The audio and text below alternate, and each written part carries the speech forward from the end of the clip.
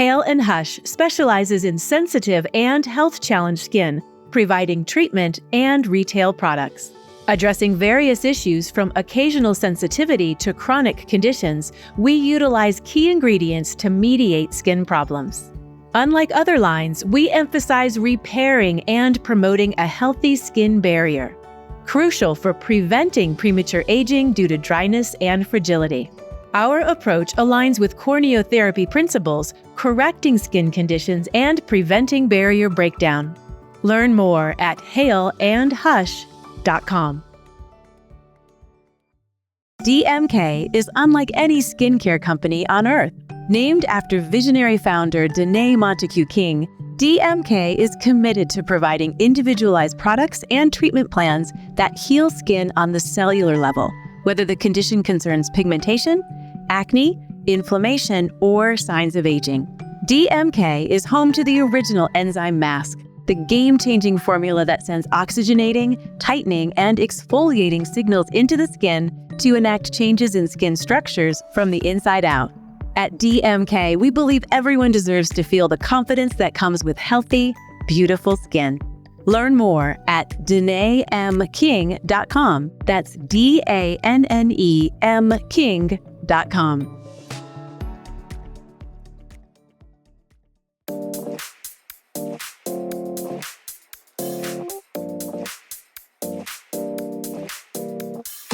Hello and welcome to ASCP Esty Talk. I'm Ella Cressman, licensed esthetician, international educator, and content contributor for Associated Skincare Professionals.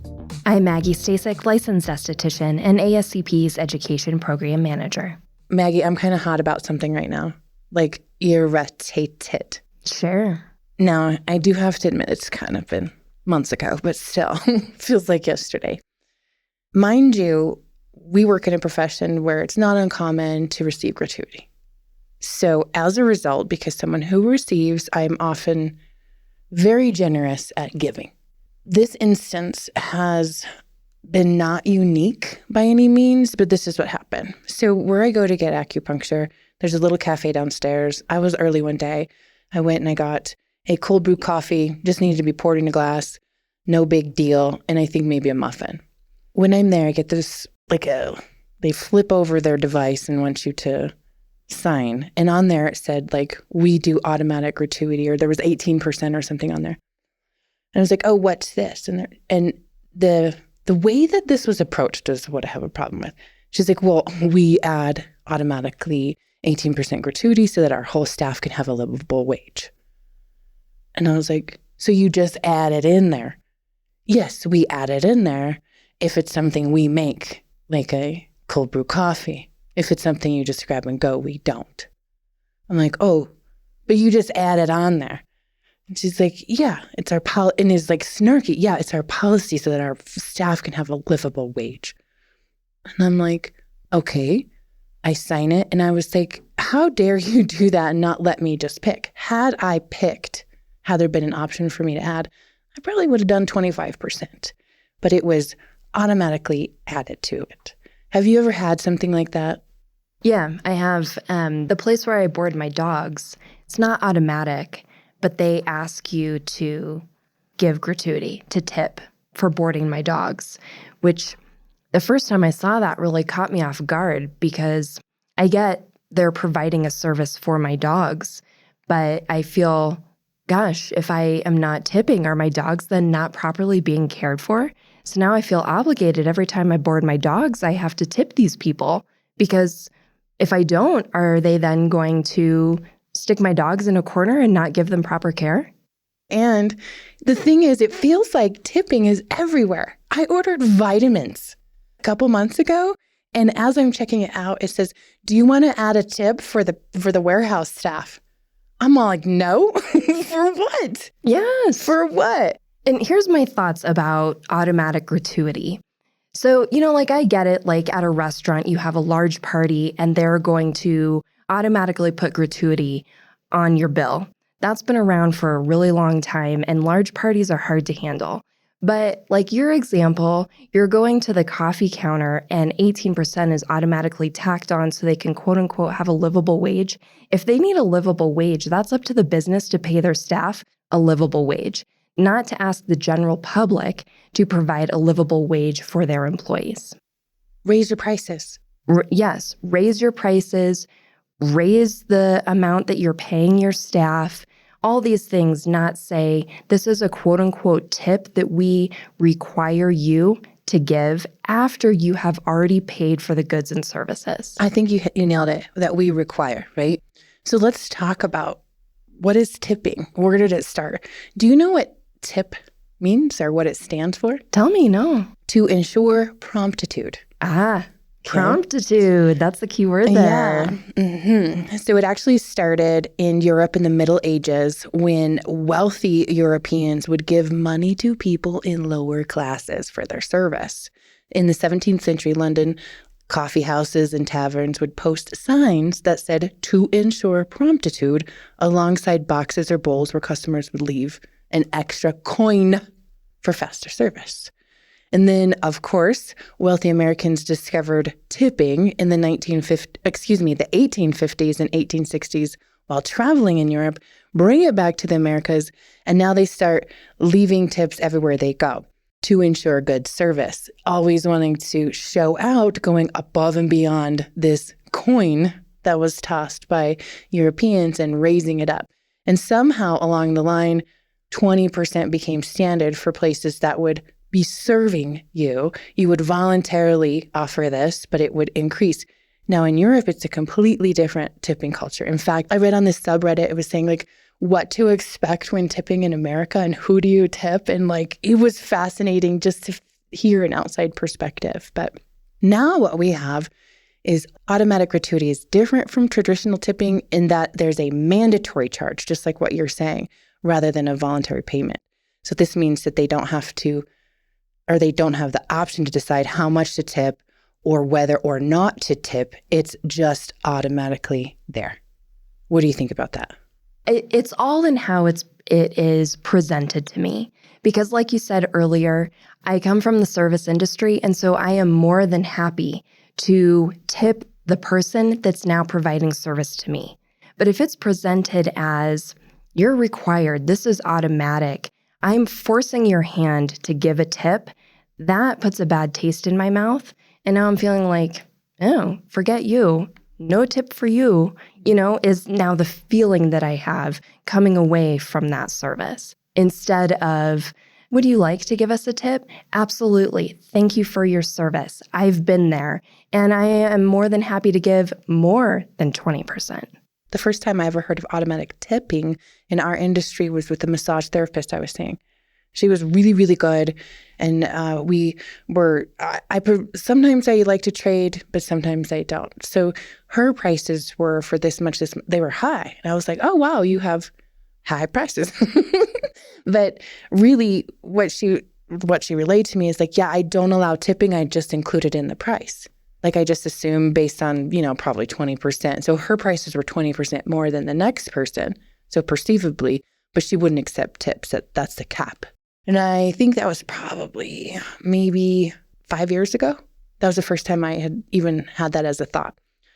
And I just thought that was interesting just because my mindset wasn't there. Because when I'm calculating, like, for example, how much money I might be making this week or whatever, I don't even take gratuity into consideration. I don't expect it. I appreciate it, but I don't expect it. Hold that thought. We'll be right back. Are you interested in providing results-driven treatment services? Join a team of like-minded individuals who share your passion and support your success. With more than 1,000 franchised locations in 49 states, Massage Envy is not only the nation's #1 provider of massage services collectively across its franchise network, but also a national leader in skincare. Start or grow your career at a Massage Envy franchised location. Visit massageenvy.com/SDcareers for full details. Okay, here we go. Let's get back to the podcast. This automatic gratuity is interesting. So let's talk about legalities, right? Is automatic gratuity legal? Yes, they are legal in the United States, but there's a few things that you should keep in mind. First, the business must disclose their automatic gratuity policy to customers in advance. This is especially true for people who have, like you mentioned, the restaurant who had a large party, and you've seen that too. We add 18% for parties of 6 or more or whatever. So this can be done on the menu, on a sign. So if you're building an aesthetics menu and you might be considering this, because this is a trend now, this is happening now, then you should say that. Like prices reflect gratuity or no gratuity accepted, however you want to, but you need to be concise. Second, automatic gratuities cannot be used to reduce the minimum wage that employers are required to pay their employees. So for what happened historically is like these taverns and the service industry, food service industry, to offset these high-priced tips that the Americans were giving. The federal law said, okay, in those circumstances, that's a lower minimum wage to kind of even it out. And that cannot be done here. So for estheticians, if you're working for a company that has automatic gratuity, they can't lower the minimum wage beyond the federal standard in anticipation of this. And they have to give you those. The employer has to give you that. Finally, customers are not required to pay automatic gratuities if they're not satisfied with the service received, which I feel is interesting.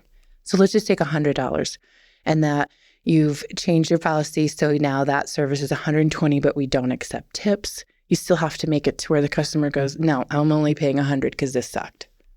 Interesting, right? That is interesting. And I think that puts it puts a little bit of burden on the consumer, and it makes for a very awkward situation.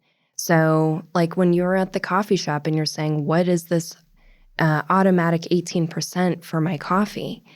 You had a little exchange with the person behind the counter. And if really you pressed and said, adjust my total, I guarantee you not everybody knows this law.